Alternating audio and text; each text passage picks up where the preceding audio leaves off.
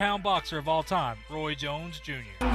Three-time light heavyweight world champion and former heavyweight champion of the world, future Hall of Fame legend, Roy Jones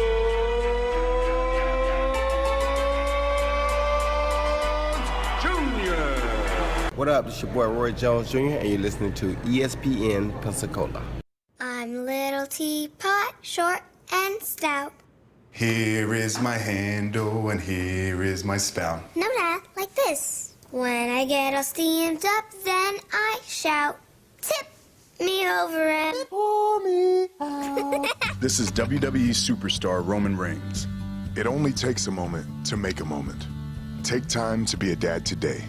Visit fatherhood.gov, brought to you by the U.S. Department of Health and Human Services and the Ad Council. Hi, I'm Matt Kenseth. You don't have to be a race car driver to know that life can be full of drama. Some of it you can't control, like mechanical issues, high winds, and rain delays. But there's some drama you can skip. Skip the drama that comes with not having your high school diploma or equivalency. Find free adult education classes near you and finish your diploma. Visit finishyourdiploma.org. That's finishyourdiploma.org. You just need to take that first step and find free classes near you, and leave the drama for the racetrack. Brought to you by the Dollar General Literacy Foundation and the Ad Council. Hear ye, hear ye. I bringeth thee a message from... a message from the king and his new trumpeter, Stephen. The king wishes me to convey his favor to thine team and thine tailgate. Not yet. He invites thee to let the Bud Light flow forth. And he also wishes me to tell thee that he toasts thee. Waiteth until the end, Stephen! With game day's favorite light lager and the slogan of his kingdom... Oh! Dilly dilly! Enjoy responsibly. Bud Light Beer, AB, St. Louis, Missouri. I'm little teapot, short and stout. Here is my handle and here is my spout. No, Dad, like this. When I get all steamed up, then I shout, tip me over and pour me out. This is WWE superstar Roman Reigns. It only takes a moment to make a moment. Take time to be a dad today. Visit fatherhood.gov, brought to you by the U.S. Department of Health and Human Services and the Ad Council.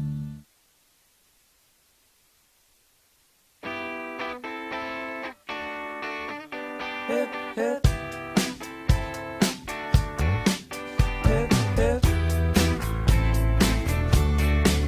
Hip, hip.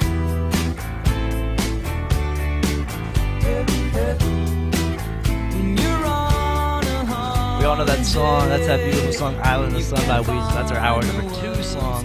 Yeah, that's kind of what I think of Pensacola. You know, last week had some rain weather on that Saturday, but, you know, Pensacola, it's kind of like the island of the sun. You know, got that little Florida beach right there. You know, it's got that white sands of Pensacola Beach, which we all love to go and see every day on this beautiful Saturday. It's a great day to go see it. Probably won't have some traffic, though, of course, because it is Labor Day weekend. So, you know, hey, but, you know, Pensacola is that little island of the sun. Don't you think, Chad? Yeah, it's a good place to be during this time. And saw a lot of pictures sort of living vicariously through others during, you know, they're out in the boat. Yeah. People out there. A guy was eating a prime rib on a boat looking over the white sand beaches. I'm like, you know, that's like a guy's frame on the wall. Yeah. You can, like a lot of ladies, like the nice picturesque view, maybe with the sunset. A guy eating a sweet steak on a boat overlooking a perfect day at the beach. I was like, I mean, that's just like says life. it all right like there. That's literally just like the life right there. You know, why wouldn't you want that? I mean, you know, Pensacola lived here for 16 years now, and it's just like, it doesn't get any better than this. I just watched Marshall. They just ran out on the field, and so, you know, we got all these players. And, you know, we never talked that bowl game last year. Huh? We never got No, I don't just, want to talk about that bowl kidding. game. No, Yeah, nobody outside of us cares anyway. You're right. I mean, that bowl game, though, that was... Hey. I mean, it was not the prettiest thing in the world. I know Marshall definitely wasn't the most prettiest thing in the world for us, but, you know, that was an interesting game. You know, players got nappy there in the end. You know, you get a little pushing and shoving. You know, push here, push there. But, hey, we got some Saturday college football coming back up, and it's happening in my hometown of Huntington, West Virginia, at Jones C. Edwards Stadium. As we're seeing the kickoff to the 5, going to take it out to the 20, to the 25, brought down. Oh, we're not doing play-by-play for this. Play-by-play, but, you know, I like to do, you know, introduce my team. You know, you're going to have Isaiah Green, Brendan Knox, the running back, did a great job last year. King's not coming back this year. He was released from the team because of some off-field issues, legal issues. But, Brendan Knox doing just as good running that ball as well. But looking forward to some of the other games we have going on today. Not much we have, nothing special. But Middle Tennessee and Army, we talked about that earlier. Army probably going to come out with a dub there, if we're being honest, if it's anything like they were last year. And also BYU and Navy Happy Monday. Well, it's the culture of football is back. That's what, I mean, you see right now, we were essential when other things weren't, even though there was no sports. And I remember driving through, JP and I talk about it every day. Jeff Price, yep. JP, realize you guys getting used to that now with the same initials. But when it comes down to getting into sports talk, for a while there wasn't. And even though we tried to stay away from it, all of the situations, political movements, and what was going on, it was hard not to use that because it really had a lot to do with sports, yep. Whether or not sports would come back. Look, the Big Ten's not playing football right now. The Pac-12, I think we've moved on from that, but they're not playing football. It's one of those kind of things where those guys right now, that some of them, like the Joe Burrow story, which he made it perfectly clear, and when you've got a platform like Joe Burrow and you came off the best season in college football history, it truly was. I mean, you can hear arguments. I'm not just saying that now that I'm... No one's ever gone 15-0. Like, yeah, Jameis won the championship, went undefeated, and got the Heisman, but Joe went 15-0, got the Heisman, and won the championship. It's not even about just the 15-0, though. He did it in not even argue. You can't really argue the SEC West is the best division in the best conference. Mm-hmm. You could argue, you'll hear Big Ten people argue, yeah, we have as many teams at the top.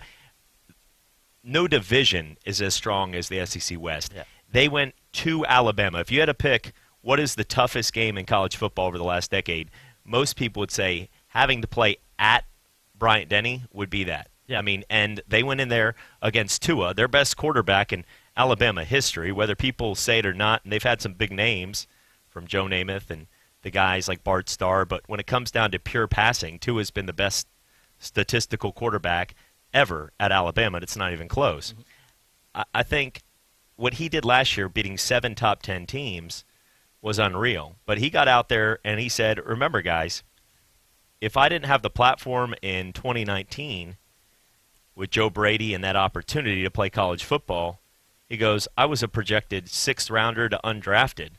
You could be selling cars down at one of those used car lots back in Ohio, back in Sandusky, and sitting there and not really having much of a career after that. Yeah. Doing car insurance right now, filling out paperwork on a Saturday instead of getting ready to try to take the Bengals to a new direction. That's sort of an oxymoron, Bengals success, but we'll see. It just is. It's crazy to think, though, that there are a lot of people. The next Joe Burrow story for a Big Ten player, the next Joe Burrow story for a Pac-12 player is now done. And I know people say, well, they get that year back.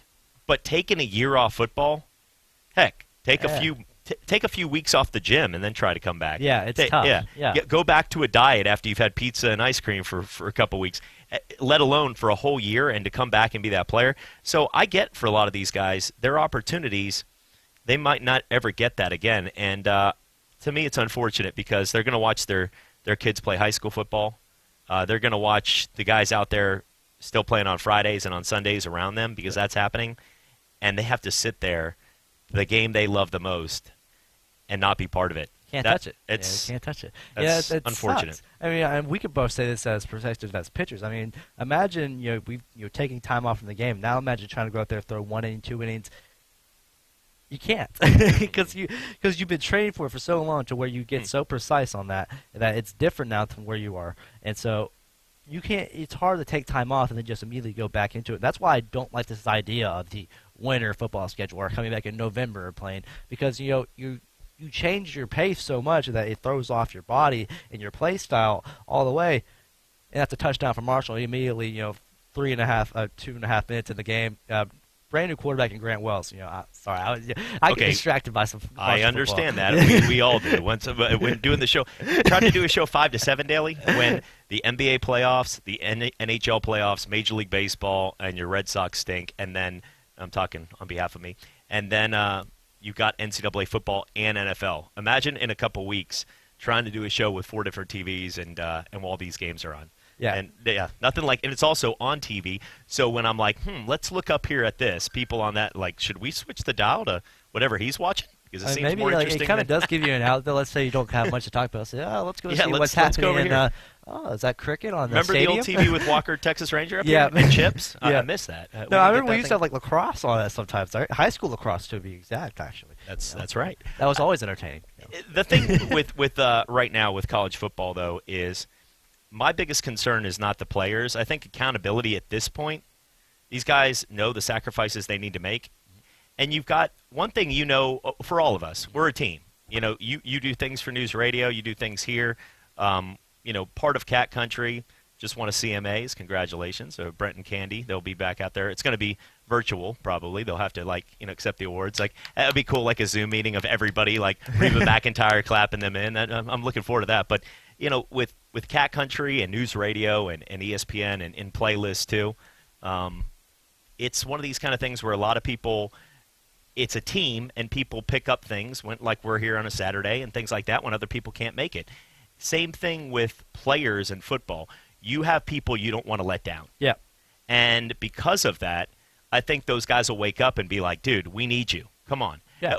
Anybody that plays sports knows that people – you're a baseball player. You know that people pick the guy up. When the shortstop airmails the ball into the stands, you don't go immediately and – what the heck, bro? You're like, come on, man. If it keeps happening, you'll probably say something like after that. a while, I'd be the first one to say something. But I'd be the guy airmailing into the stands. Really but when you'd be the first to say something, of course. But it's one of those kind of things where with football, from back about 2.5, 3 months ago, and it's pretty clear by the patterns of these athletes that there was 13 positives when they first got on campus, or 25 positives, and now after 8 weeks, it goes down to 0. It's because they're telling those guys, dude, I know Regina's calling you right now to go out there, and that looks like a sweet kegger, but dude, we got a game in 2 weeks. You do this, you come back here.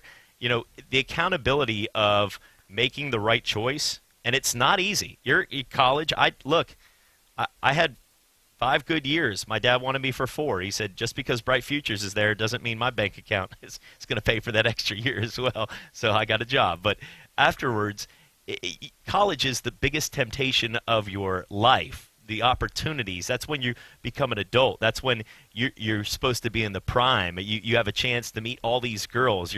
That's your chance. And these guys aren't only that, dude.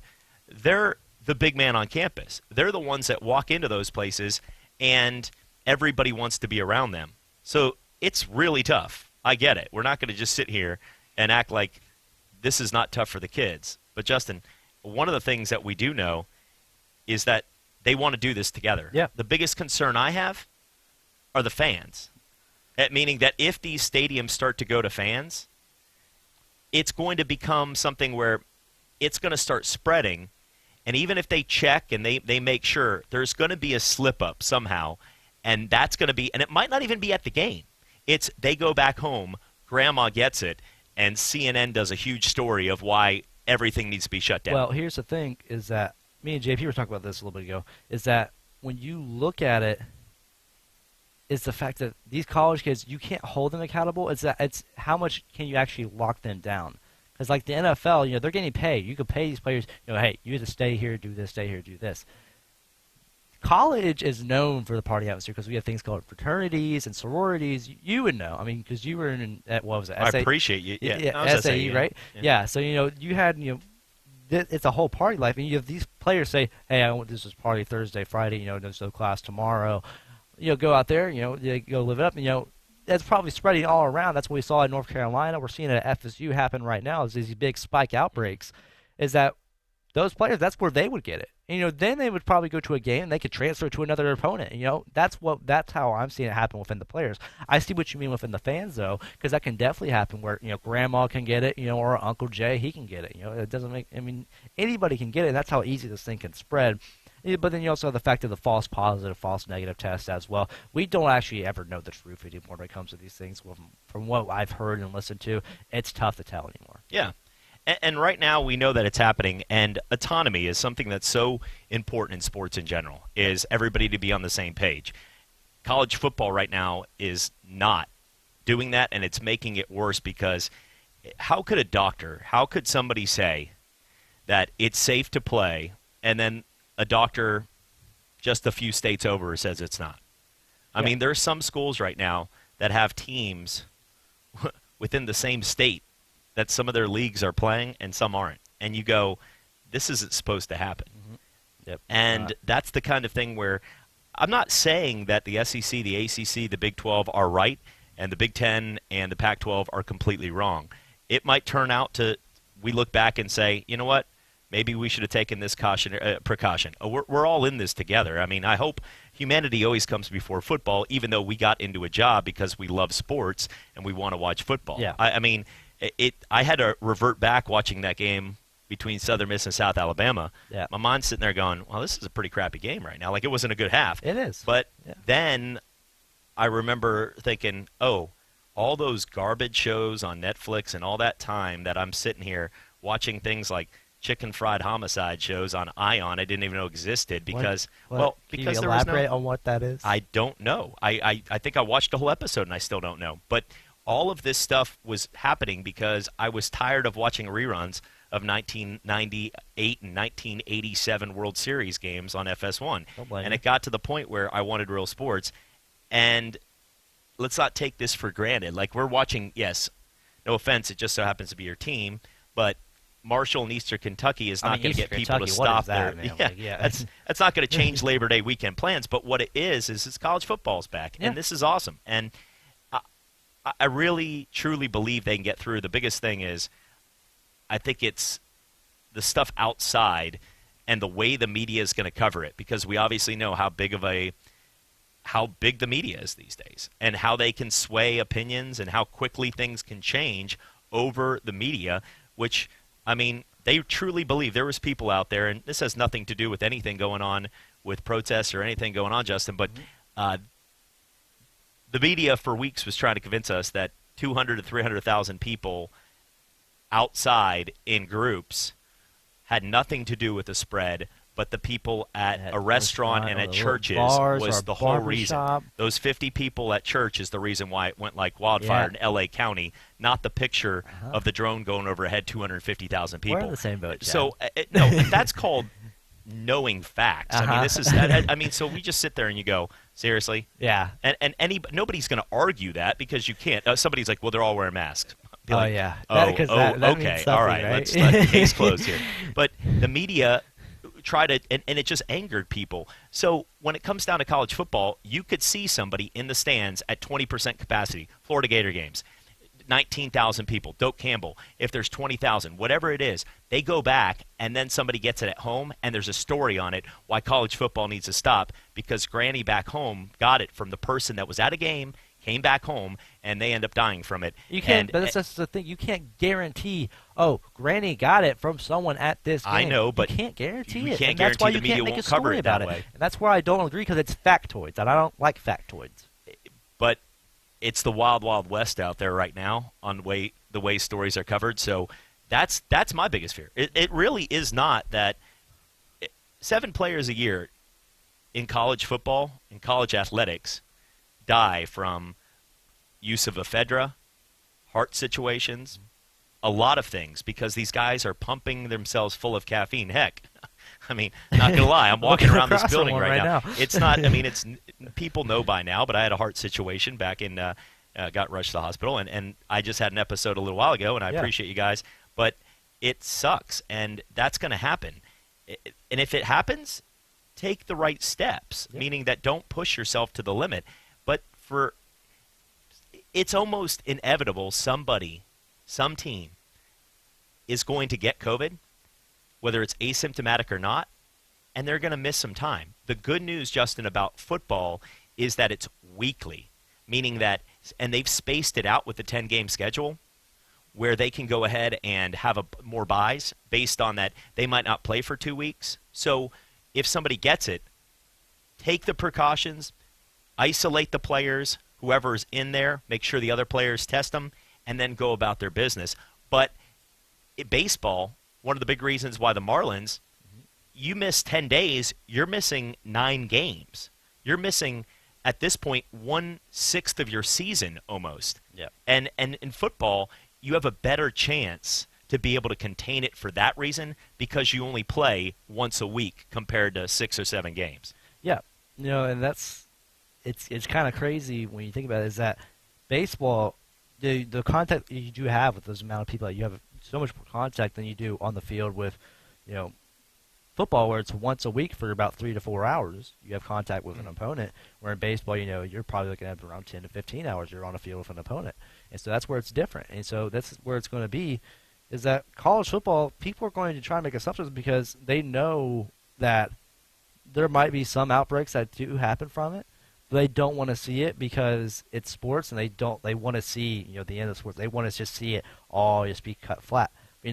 We're trying to have sports. The NCAA, they need to have sports because they need to make their money. They need to do what it is that keeps them alive, and that is college football. There's a reason why they were able to drop college baseball and college softball.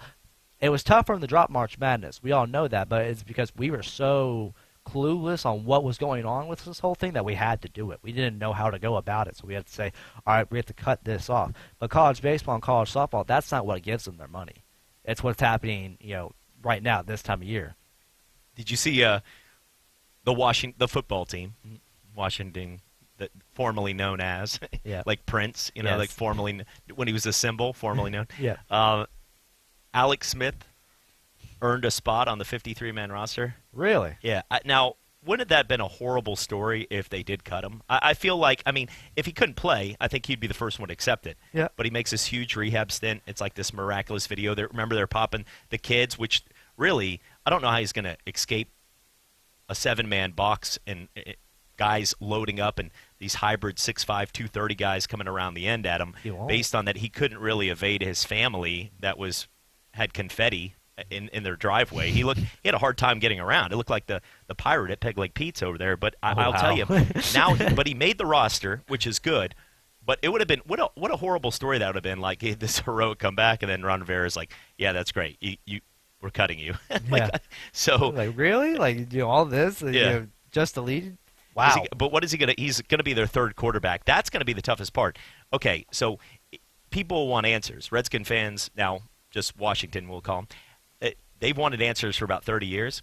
So at this point, you've got Dwayne Haskins and Kyle Allen as your quarterbacks. You're going to be like, well, this is a great comeback story. Okay, now we know clearly Alex Smith's better than those two if he's back to full strength. Yeah. Which he may never be. But at that point, I'd be like, okay, get the clipboard out of his hands. If he's going to stay there, he's taking up a spot. Let's go ahead and put him out in the field. Let's make this happen. See what happens. Yeah, because you actually have a legit shot to win that. If a healthy Alex Smith would give the football team a legit shot in that division if he was like what he used to be. But I don't think that's the case. They already cut AP. Yeah, they cut AP, which is sad to see. But right now, we got to cut this break right now because we're coming against a timeout. Transition. Yeah, thank you. Appreciate that. All right, you listen to Sports Call with Davis and Justin right here on ESPN Pensacola, 1330 AM, 99.1 FM. Bowling is a sport that will last you a lifetime, and at Cordova Lanes on Airport Boulevard, every night there is something exciting happening. Like on Tuesday and Thursday, it's penny a pin. Bowl 100, pay $1. Or how about starting your weekend off right by reserving a lane for just $25 at Moonlight Bowling. Enjoy a fresh-made pizza and the lowest pitcher prices in Pensacola. So what are you waiting for? It's time to roll your way into Cordova Lanes and experience fun like never before. Pensacola's own NFL Hall of Famer Emmitt Smith has some tips for us during this time. This fight is up to all of us to try to help bend that curve. It's going to take teamwork. It's going to take us to stay committed, stay focused, and stay dedicated to the mission at hand, and that is to keep everyone safe. So be encouraging. Find some support. Find someone to talk to every day to encourage them to keep on continuing in this fight, and we will beat this pandemic. JP here. At ESPN Pensacola, we are hometown proud. Like the greatest pound-for-pound boxer of all time, Roy Jones Jr. Three-time light heavyweight world champion and former heavyweight champion of the world, future Hall of Fame legend, Roy Jones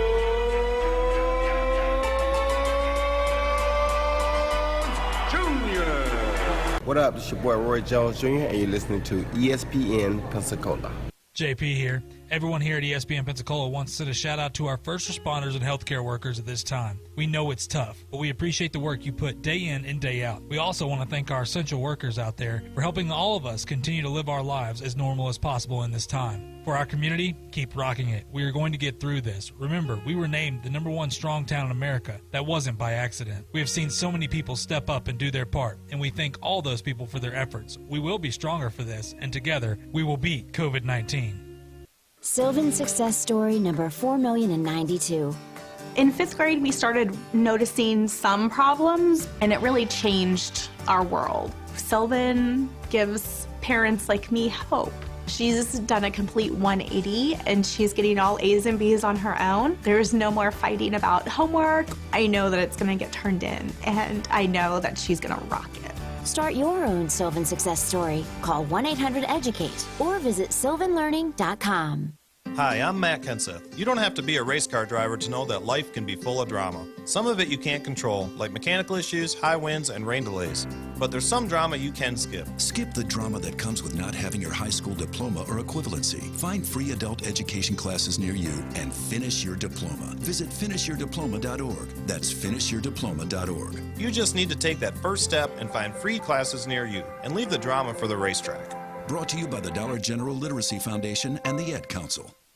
Chapper Leonte here with the Sports Drive, checking in on the AP Top 25 preseason poll in college football. The Clemson Tigers opened the season at #1, followed by Ohio State at 2 and Alabama at 3. 7 teams out of the SEC made the top 25, and 4 in the top 10, with Alabama 3, Georgia 4, LSU 6, and Florida number 8. 9 teams out of the Big Ten and Pac-12 made it, but only for the preseason, without playing in 2020. And FSU still a little work to go, with 6 top 25 votes.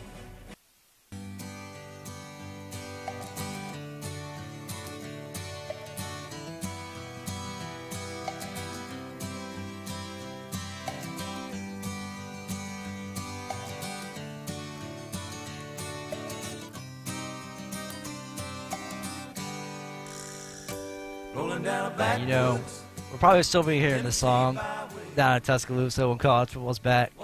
Good old Dixieland Delight. You know, big college football song that we hear in the South. You know, I'm not a fan of it because, I'm just like, eh. As much as I would love to be partaking in this conversation, I can't hear anything anyway out of these ears. That's right. Our headphones are. So I'm just living through what you're hearing. So there you go. Good old Dixieland Delight. Do you remember it? You know it? Yeah, we all know it. Can you still say that? I'm just joking. In 2020, I don't know. Well, anyway, so talked about college football last segment. Now, NBA, I didn't get your take earlier because you were handling some other things. Yeah, you could say what it was. Yeah, but last night, Giannis going down 3-0 to Jimmy Buckets and the Heat. Bam Adebayo, Tyler Hero and Duncan Robinson, the young little shooters, losing 115-100. Do we see Giannis, especially because no one's ever came back from a 3-0 deficit, so pretty much this series is over. Do we see Giannis leave Milwaukee? No, I think that Milwaukee, it's a wake-up call that they have to have another elite player, and that's what the NBA is. I mean, I'm not going to act like I'm all-telling, but I said from day one the Clippers are going to win it because Kawhi Leonard is currently right now the best player. There's not a weakness to his game. You have to be able to shoot in today's NBA if you want to go far, and that's why actually Houston has a legit shot. And JP, I know Jeff Price, we were talking earlier, and one thing, we both did take the Lakers to win that series, but the thing was with James Harden and Russell Westbrook, I brought up yesterday on the Sports Drive, I said, those are 2 of the last 3 MVPs in the NBA. And I'm not a huge Russell Westbrook fan, but those are 2 of the last 3 MVPs. Those guys can score, and they're elite. Yep. When they want to turn it on, they both can go for 40 or 50 and take over a game. Portland didn't have that. Damian Lillard was hurt, and he was trying to do everything by himself, and he's one-dimensional because of his size. Yep. When you look at a team like Milwaukee, at the end of the game, they're trying to go to George Hill or Chris Middleton when they were down by 10, 15 points because Giannis is not going to be able to shoot. He can't run down the court like Steph Curry and Klay Thompson to get your team back in a game. Kawhi Leonard can. Paul George can. LeBron and Anthony Davis, even though they're not lights-out shooters, they both can. Giannis, at this point, needs to get the attention off him because he can survive in today's NBA, because there's not that big goon in the middle that's 7'2". Yep. Like Utah used to have a Mark Eaton, or used to have those teams like What the about Bill Boban? Lambiers. What? Boban out of Dallas? Like, Yeah. I mean, like, Well, but he can't play in today's game like you're seeing in Houston. You can't get up and down the court at that size. You can only play about 10 minutes a game. But think about back with the old Bulls teams. Who was always on that roster? Luke Longley, Will Perdue, Bill Wennington. Bill Wennington probably is not as athletic as half the kids that you played in high school with. But the difference is he was 7'1", 290. Big. That's all it took. And Giannis, if you had one of those guys, Giannis is a freak of talent. But if you had one of those guys before defense of 3 seconds, I think Giannis would not be as elite as he is, because he gets to the hoop, and there is nobody in today's NBA with the style of play that can stop him when he gets rolling. When he starts to get that ball from half court, it looks like he's like Daddy Longlegs out there, like 3 steps, and he gets all the way to the hoop. Yeah, I know. It's like it's so quick. How do you But you can't stop that. Exactly. But in a half-court game, once you've slowed down the pace, in a half-court game, which the Heat are playing exceptional defense right now, exceptional defense. Eric Spoelstra has done a great job with that team. Jimmy Butler, they've locked down on him, and they're not allowing him to just take it right to the hoop. And if you take that away from him and you make him play one-on-one with help defense, he's not the best player. He's not. I mean, he needs help. He needs to be able to kick the ball out, and he knows that guy's going to hit the clutch shot. And right now, he's not getting that support because Middleton's missing wide open shots. Chris Middleton is being done all over the place. But he's not elite either.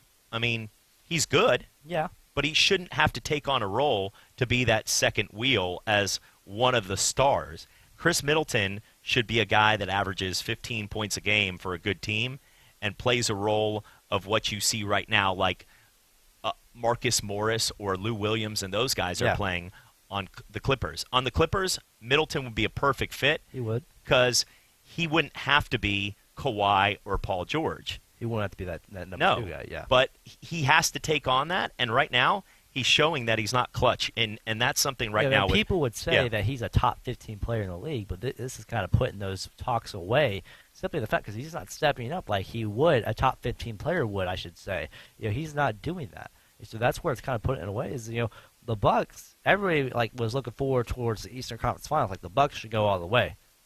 They can't even make it out of the series against the number 4 seed. And it's going to be hard to get a lot of people to go to Milwaukee. It's not one of those flashy type cities that's going to have a lot of people, and that's one of the big difference too. So to get a guy, because Milwaukee would be stupid to get rid of Giannis. He is a elite talent, and with the right role player, like you put Giannis with a Steph Curry, forget about it, because that's the perfect combo of if you don't help out on Giannis, he's quick enough to get to the hoop, and then it's either fouling him or he's going to dunk it in your face. And on the other side, if you do, he's smart enough, and he's not a bad passer. He can kick it out to Curry, and he knows the shot's going in. The guys like George Hill, Wes Matthews, those guys are not helping him. And Eric Bledsoe has been a major disappointment. This was a guy in Phoenix that led the team in scoring, and he's fading into the picture. They need something from him, and he's giving them nothing. So that's the big difference is those guys that were borderline all-stars, like Bledsoe and Middleton, are not helping the cause. But right now, it's pretty clear watching them. They could have won 2 of the 3 games. They've been up. I mean, going into yesterday, you can't get outscored 40-13 in the fourth quarter of a playoff game when you're down 2-0 and you're the number 1 seed. That's not supposed to happen. But he needs help, and it's clear. They're not going to win a title, and Giannis is not going to ever get his fair shake until he gets another superstar, and that's pretty clear. No, he won't. I mean, simple as that.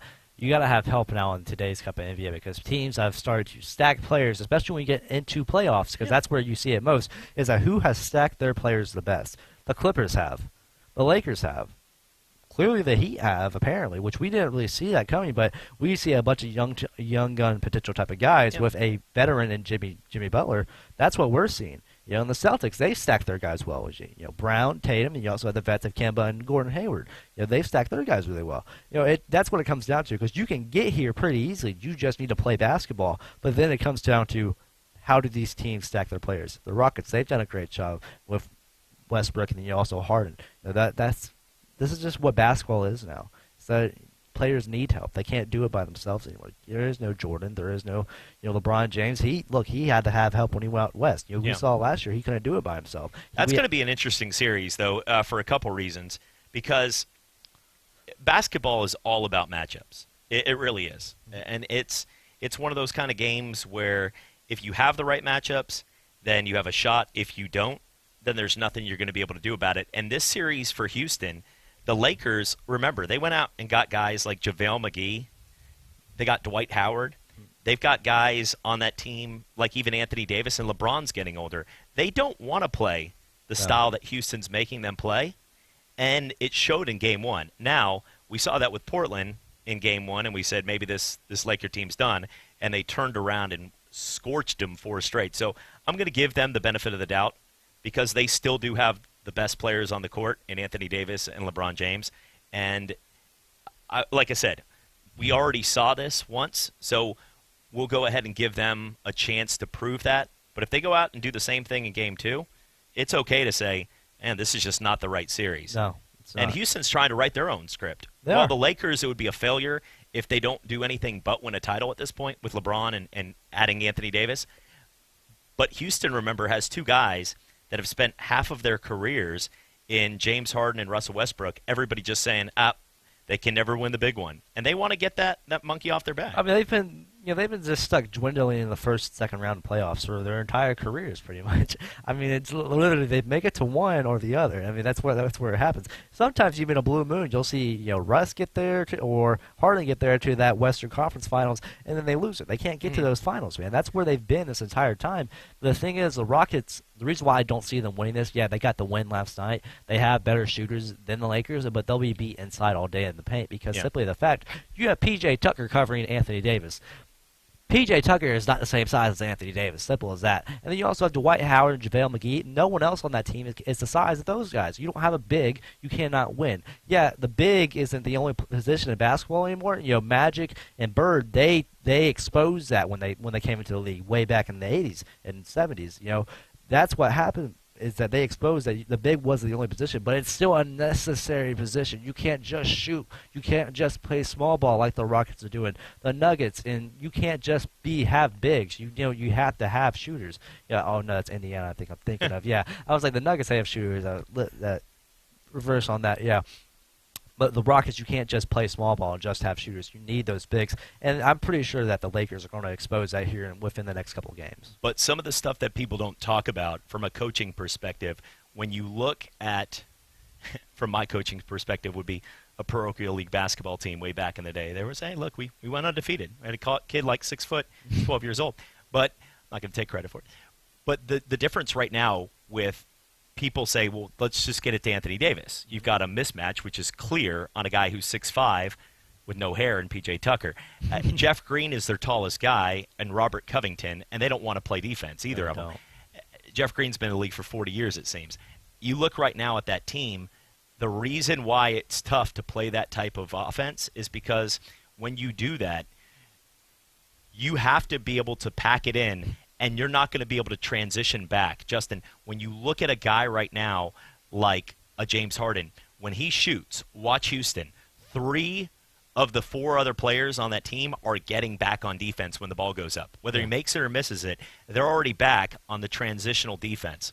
If you pack it inside, you have to wait, and you have to play that one-on-one game, and then if you miss, they're already down the court. Yeah. And Anthony Davis and those guys are now by the rim, and they don't want to get back, and you're going to get beat by easy transitional baskets, or James Harden's going to go to the free throw line, or Russell Westbrook. But you see That's where that the plays type of in, style. It plays into boards. They're not going to be able to get defensive and offensive boards because they're going to be beat by that all day. And rebounds. So the Rockets have to play. The Rockets are making them play their game, and if you're going to get in a shooting battle up and down the court, the Rockets only will win team, that all day. They win that. The only team that would beat them is a healthy Golden State in that battle. Because these are the only teams that can put up threes like that, but it's whether or not they're making those threes. That's what the actual question is. Yep. Chris Paul had success with a roster in Oklahoma City that had no business taking that series to 7. 0.2% chance of making playoffs. Hey, and props to them, man. They literally came up, what was it, by 1 point, 2 points they missed it by. Props to them. What does Chris Paul do better than anybody in the NBA? Maybe Luka today, the way Luka plays, but Chris Paul does, he slows the tempo into his tempo. It's like he's out there like, directing the He symphony. controls the game. Exactly. And that's what you have to do against teams that want to play quicker. You've got to control the game. Somebody said a long time ago, how do you beat Tom Brady or Peyton Manning when they're in their prime? I said, well, you take as much time off the clock on offense. Don't go 3 and out, give them the ball back. That's what Matt Ryan and some of the guys did, and it didn't pay off in the second half. But you can't beat greatness. What you have to do is try to figure out a way to keep it away, and they've got to change the tempo of the game. And that's what it is, because we've always said this about Brady and Manning. This is what has made them the champions and the great champions that they are, is that they control the games. Because remember, in Super Bowl 51, when the Patriots are down by 8, everybody's saying, don't celebrate yet, because there's still time on that clock, and look who has the ball. The guy who perfects these symphonies better than any other quarterback. The only close one was Peyton Manning. But, he perfects those symphonies better than anyone else because he controls the game and he knows what he's doing. That's what makes him great. Yeah, Breeze puts up the numbers, and Breeze has controlled games in the past before. He's won those game-winning drives. And, Aaron Rodgers, he can read defenses and has an amazing arm, but no one controls games like Brady. Drew Brees also, his storybook right now is got a script. Like, you had an awesome, sweet novel of like 300-400 pages, and then the last couple pages, you're like, what just happened? You're a lot of people felt like The Sopranos. A lot of people said like The Sopranos was the best show ever, and then the final episode, people are like, that's it? Like, did he get shot? What happened? So it has a lot to do with, that's like Drew Brees' story. After getting that ring, and it's more than just a ring, what he did after Hurricane Katrina as a person that won the Humanitarian of the Year. President Barack Obama gave this guy a medal as the Humanitarian of the Year after donating. 65% of the homes that were rebuilt were from money that was raised through Drew Brees and his charities. And they wanted to bash him for just, that was They were sickening, saying literally, F Drew Brees. They were literally saying that, I'm like, how do you chant that? The guy who's done so much to keep this city alive and not make it a Detroit Part 2. All right, let's be real. He's done so much to try and keep them from being Detroit 2.0. He said something that most people a couple years ago would have almost all agreed with. The difference is all he had to say was ... when he said, hey, I still believe it's disrespectful to take a knee.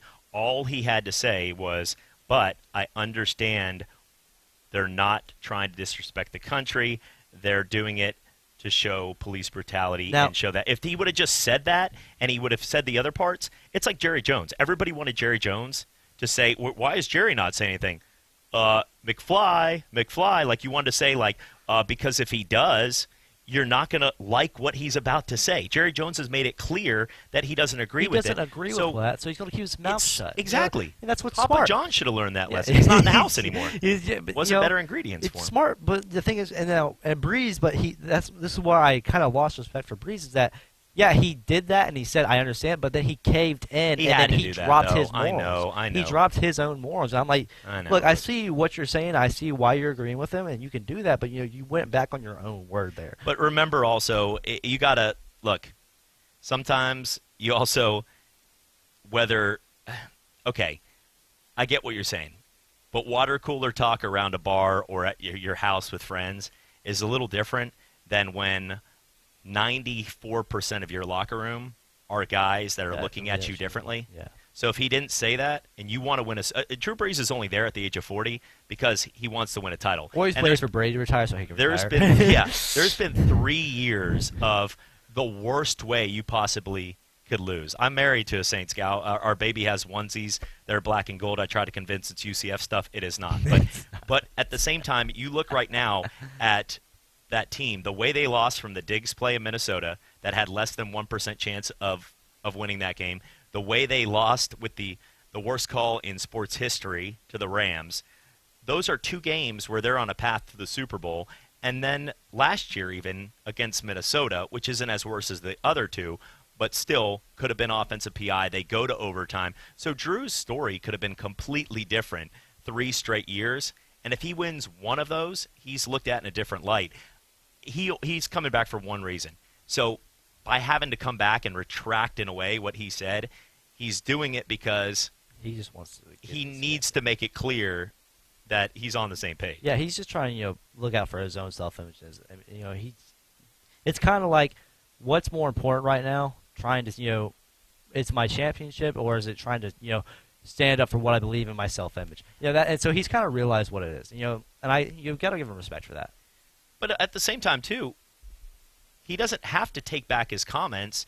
It's just like I said. If someone asked me today, and we do shows, Fred Robbins, Emery Smith, half my co-hosts have been black on this, and I would say the same thing. I'd say, no, I'm not going to take a knee, but I respect your right to do it. Yeah, of course. I mean, I think that's what, and I think that's what most people want to hear. You're not going to force me to take a knee because I was raised in a military family, and I personally am not, but it's okay, and I understand why you're doing it. Yeah. But you're not going to, that's all he had to say. But he didn't add that extra part. They stopped him. They didn't stop him, but he didn't add that extra, I'm okay with you doing it, and I understand why. He just added the first part, and that's what got him into trouble. Yeah. He doesn't need to retract how he feels, because I hope people stand up for what they believe in. No pun intended. I respect you for respecting your right, but we have to respect our Yeah, right to pay these for bills, sure. of course. Marshall is up 21-0, and the first quarter's coming up to an end. They just got a pick on a big old 50-yard pass. It looks like it's going to be an easy game for us, but right now I'm going to take a quick break on Sports Call Davis and Justin on ESPN Pensacola at 1330 AM, 99.1 FM. Hi, this is Curtis Stone. You name a dish, and I've prepared it thousands of times. But even I can't cook enough to feed all of the 17 million kids in America who are struggling with hunger. That's where the Feeding America nationwide network of food banks comes in. They gather surplus food to give hope to hungry kids and their families. We call them food angels, and you can be one too. Earn your wings at feedingamerica.org. A message from Feeding America and the Ad Council. Hear ye, hear ye. I bringeth thee a message from... a message from the king and his new trumpeter, Stephen. The king wishes me to convey his favour to thine team and thine tailgate. Not yet. He invites thee to let the Bud Light flow forth. And he also wishes me to tell thee that he toasts thee. Waiteth until the end, Stephen. With game day's favourite light lager and the slogan of his kingdom. Oh, dilly dilly. Enjoy responsibly. Bud Light Beer, AB, St. Louis, Missouri. I'm little teapot, short and stout. Here is my handle and here is my spout. No, Dad, like this. When I get all steamed up, then I shout, tip me over and pour me out. This is WWE superstar Roman Reigns. It only takes a moment to make a moment. Take time to be a dad today. Visit fatherhood.gov, brought to you by the U.S. Department of Health and Human Services and the Ad Council. So, A-Town down. Yeah, yeah. Okay.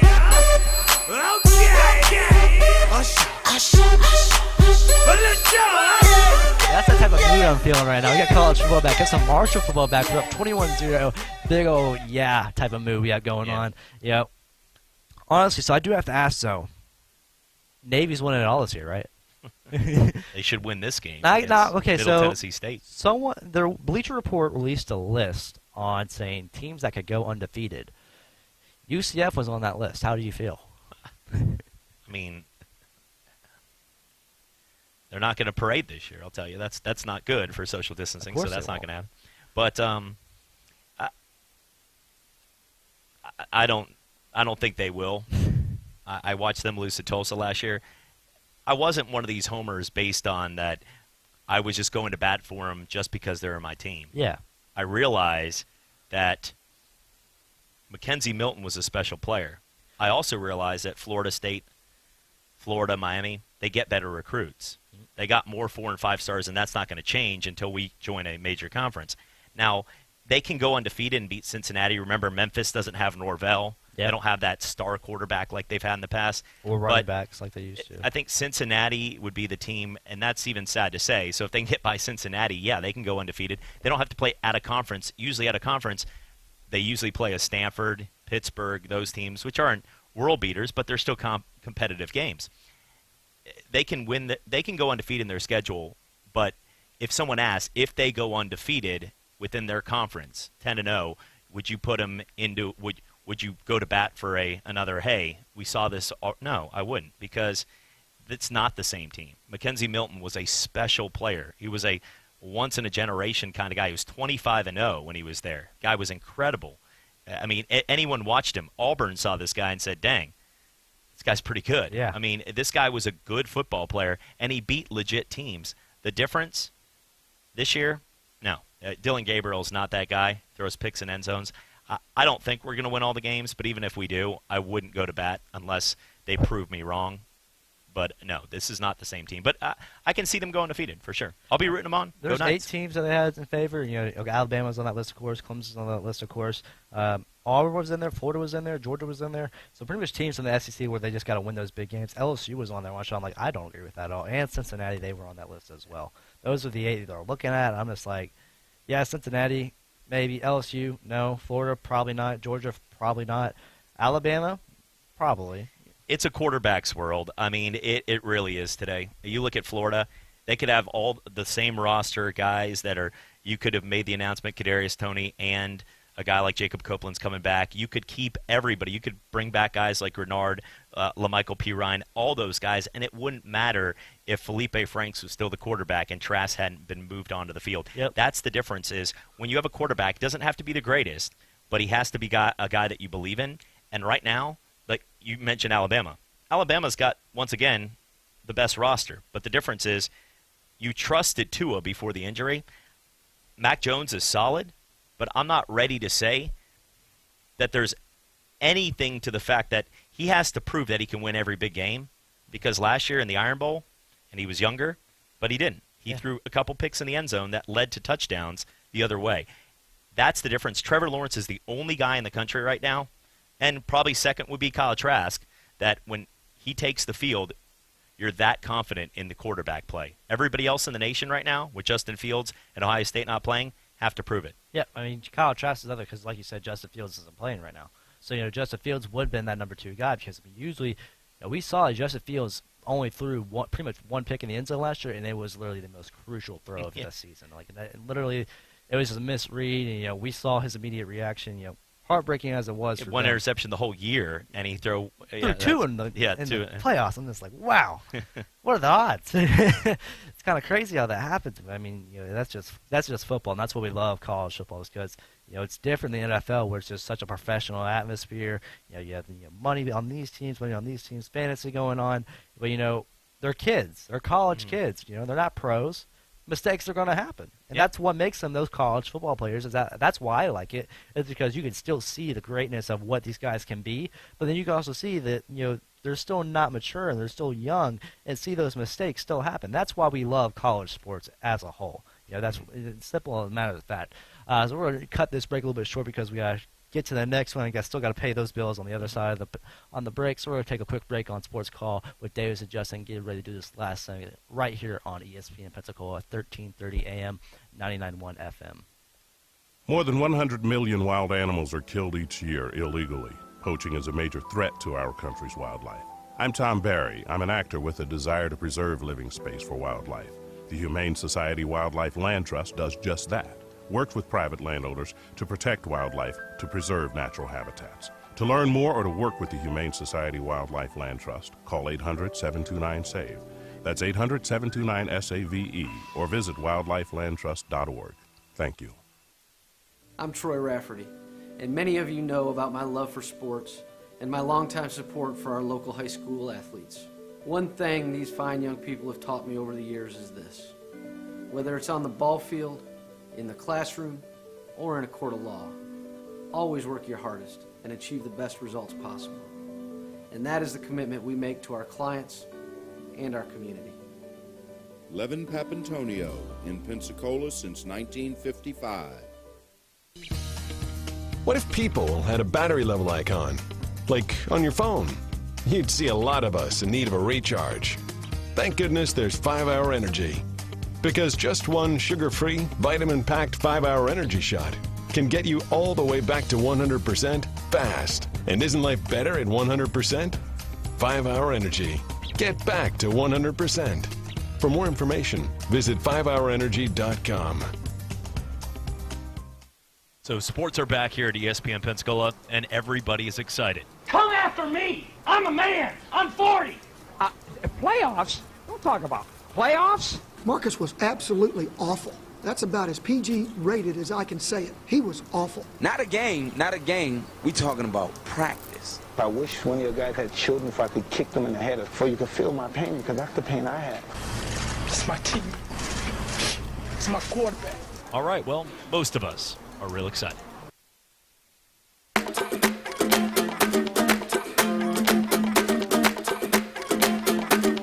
Mr. Worldwide to infinity. You know the roof on fire. We gon' boogie, oogie, oogie, jiggle, wiggle, and dance like the roof on fire. We go drink drinks and take shots until we fall out like the roof on fire. Now, baby, get my booty naked, take off all your clothes and light the roof on fire. Tell them, baby, baby, baby, baby, baby, baby. Welcome back to the Sports Call at Dave Suggested right here on ESPN Pensacola, 1330 AM, 99.1 FM. All right, so only got about 3 minutes left, so let's just do some picks. And some of these picks are just be wild guesses because we don't pay attention to these teams at all. All right, Eastern Kentucky and Marshall. Marshall's up 21-0. Who you got winning this game, Chad?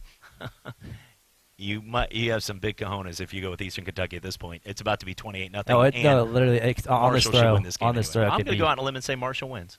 Yeah, it's not allowed. It's literally there. I mean, they're about to make it 28-0. All right, tonight we got Middle Tennessee and Army. Mr. Frank Pisant might see him play a little bit at the backup spot, running the ball. What do you think about this game tonight, Chad? Actually, this game just started. Army is up 7-0 in the first, but I was going to go with Army anyway. They're a more disciplined team. Middle Tennessee State is they've got a couple players from this area, but they're not. Yeah, they're not as good.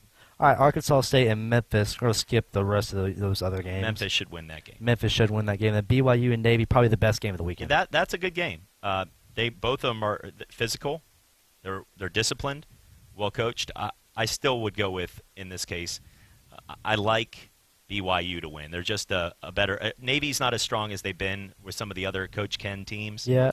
But this is BYU's. I'll take Navy just for the simple fact because they control the game with the triple option. You know, averaged 360 yards a game last year, and then led the nation in 52 touchdowns rushing. So, you know, I'm going to go with Navy just because it's hard, and especially to start the game off with a triple option, you're going to get some on defense.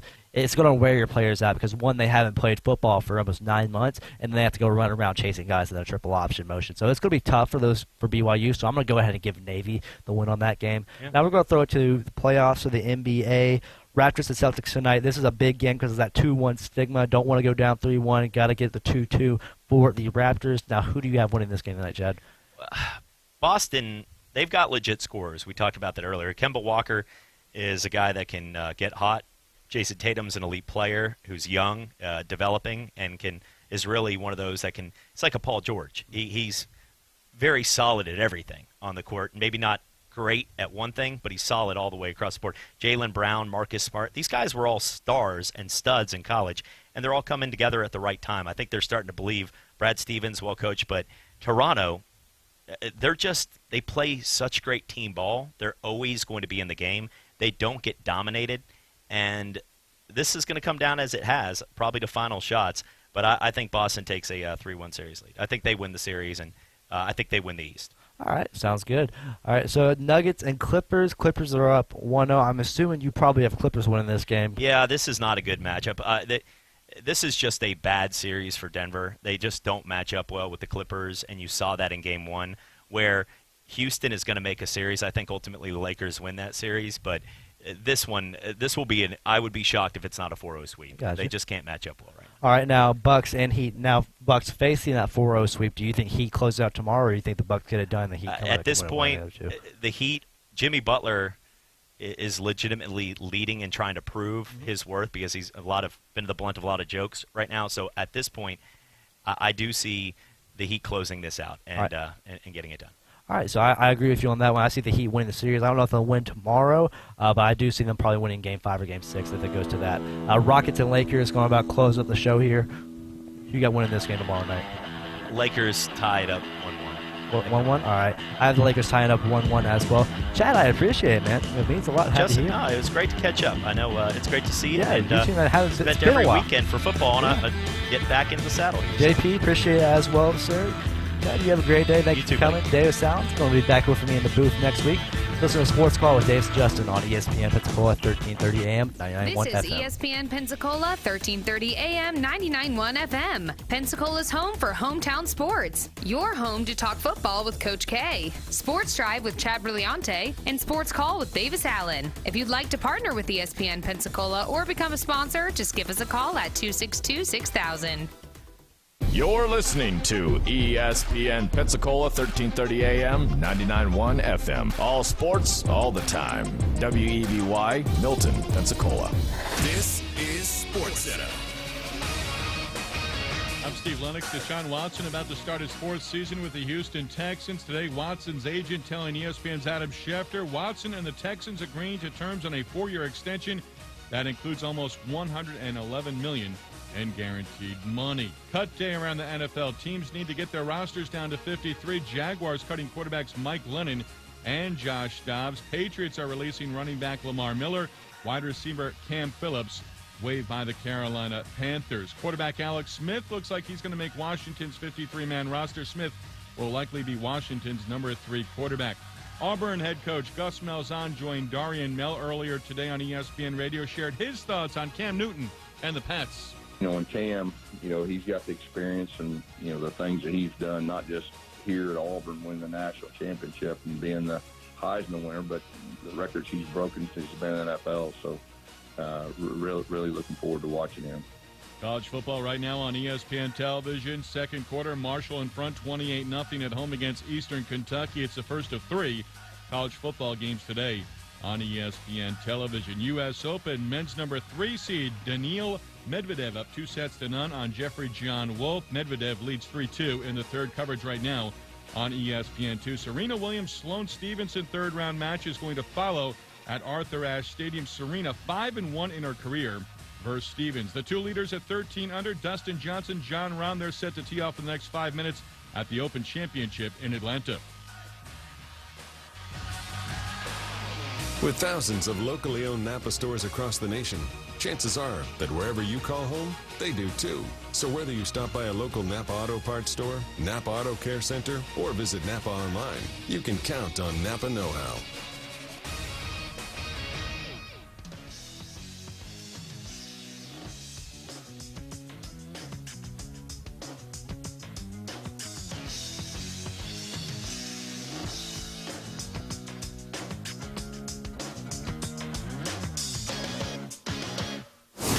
This is Game Day on ESPN Radio and on the ESPN app. The excitement of college football is back. We're excited about it. Games all weekend. It's Game Day on ESPN Radio, presented by Progressive Insurance.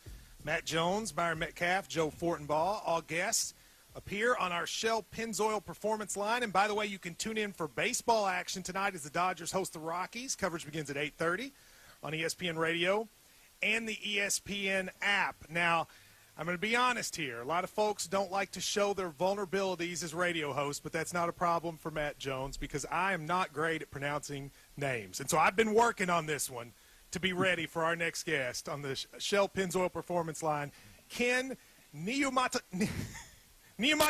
Ken, Coach, how are you? That was actually pretty good. Thank you. How you guys doing, guys? Thank you very much. I appreciate it. I'm very proud of myself. You should see my co-hosts. They're pumping their fists because I was practicing during the break. Thank you very much for coming on, and I know you are excited. Play tomorrow night on ESPN against BYU and probably the signature game, the marquee game of the weekend. It's a huge moment for your program, and you've got to be very excited.